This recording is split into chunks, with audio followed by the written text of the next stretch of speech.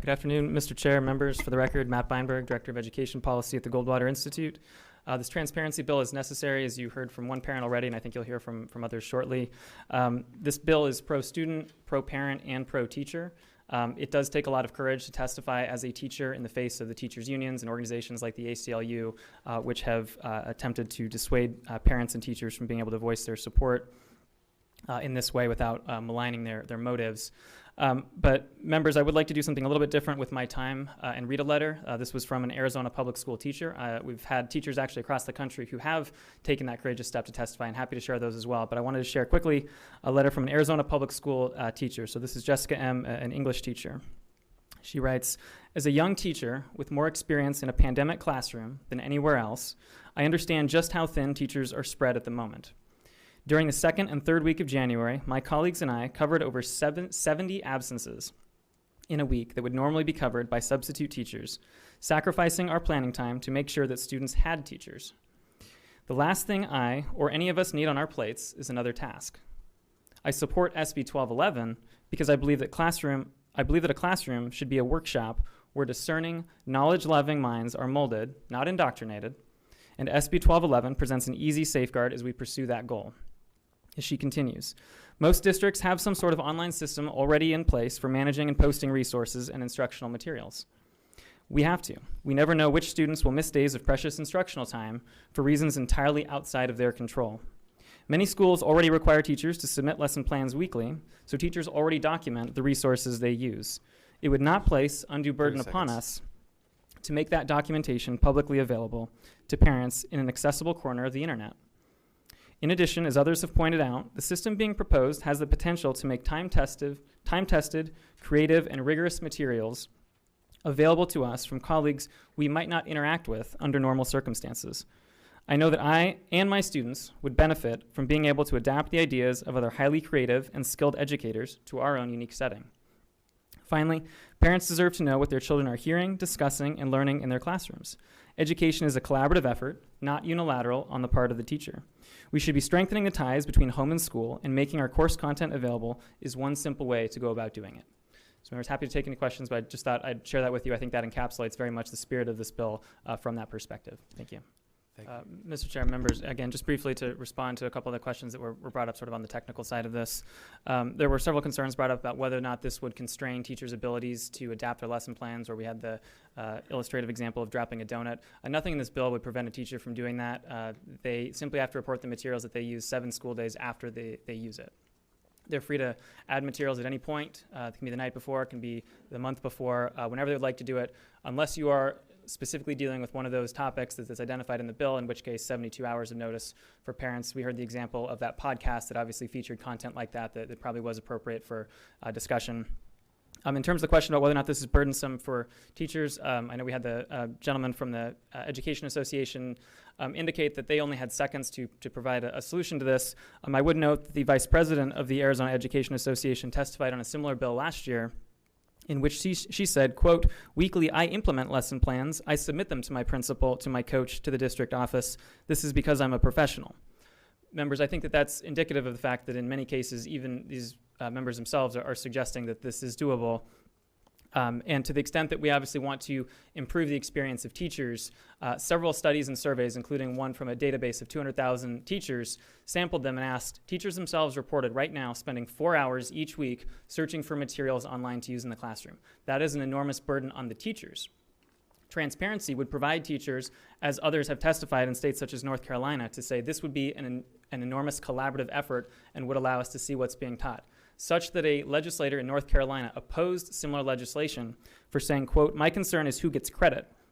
This would prompt people who are coming into the system to just search the website and grab the best lesson plans." Members, I think that's a feature and not a bug of this. I think that we should be encouraging our teachers to be able to see great content and not have to reinvent the wheel. Members, I'm happy to take any other questions. Members, any questions? Senator Bartow. Thank you, Mr. Chairman and Matt. There was a mention about teachers being at risk of lawsuits. Can you speak to that, please? Sure. Mr. Chair, Senator, the bill does have an enforcement mechanism. It would not put teachers at risk of lawsuits. There is a process, as the staff described, that would essentially give parents an opportunity to raise a concern with the principal, who would then have a period of time to address it. It would then go to the governing board to have a period of time to address it. The only enforcement mechanism beyond that would be to take action toward that governing body. It is nothing that has a teacher being hauled in front of a judge. This is something that says a parent is able to go to the actual governing body to ensure compliance. So this is not something that puts those teachers at risk. This is something that simply provides, after a long process for resolution, a route to make sure that this is complied with. And Mr. Chairman. Senator? Thank you for that. You mentioned other states are doing this. How many other states have moved to an online transparency model? Mr. Chair, Senator, 20 states have now introduced similar legislation this year and last. It has now passed in multiple chambers. The Wisconsin legislature passed it. It was vetoed by their governor recently. The Indiana House, I believe just a few days ago, moved this forward. The Iowa governor recently announced a plan for this. Governor Ducey obviously mentioned it during his State of the State address as a priority. So this is something that I think we have seen an enormous nationwide push as parents have stood up and said it is essential that we have opportunity. And to the point, it's not simply states, as mentioned, the chairman, Mr. Boyers, as he mentioned, right, that content, we have examples across not only the universities but K-12 of schools that are doing this. And so I think that we do have proof of concept and we do see a lot of momentum nationally. Great, thank Okay. you. Thank you. Senator Hatafli. I have a question. Thank you, Chair. Did you say that you are from the Goldwater Institute? Mr. Chair, Senator, yes. So Goldwater Institute are you lobbying for this, to approve this bill? Mr. Chair, Senators, we are here speaking in support of the bill. I think that's Okay. established. So all these states that have approved this bill, these actions that will effectuate this bill, did your firm lobby in those states also? Mr. Chair, members, we have written model policy. Other institutes have also written model policy. We are supportive of that broadly. I have spoken in Wisconsin, for instance, on their similar legislation. And again, we support this broadly speaking on behalf of parents, as I think you're seeing parents both in Arizona and in other states who are also very eager to make sure that this kind of legislation is pursued and enacted. Mr. Chair, to that point, Senator Pace. I just want you to clarify, this language is not identical. It's my understanding this language is an Arizona unique language. Is that correct? Mr. Chair, and Senator Pace, thank you very much. Yes. When I talk about 20 states having done this, the core idea of posting content online has now advanced in 20 states. So thank you, Senator Pace, for that clarification. Obviously, as Senator Pace mentioned, Arizona has moved on this legislation over the past couple of years, and this version that Senator Bartow has put forward here is obviously different from those. So the actual mechanisms, the provisions of that have changed. This exact legislation is not in another state. The concept of saying we believe that parents have a right to see the content that's being listed by posting that information online is now a concept that is advancing across the nation. Thank you. Senator Bartow. Well, thank you, Mr. Chairman. I just wanted to go back to the consumables and the copyright laws and how that is dealt with in making sure that all online and other types of supplementals, if you will, are handled in the bill.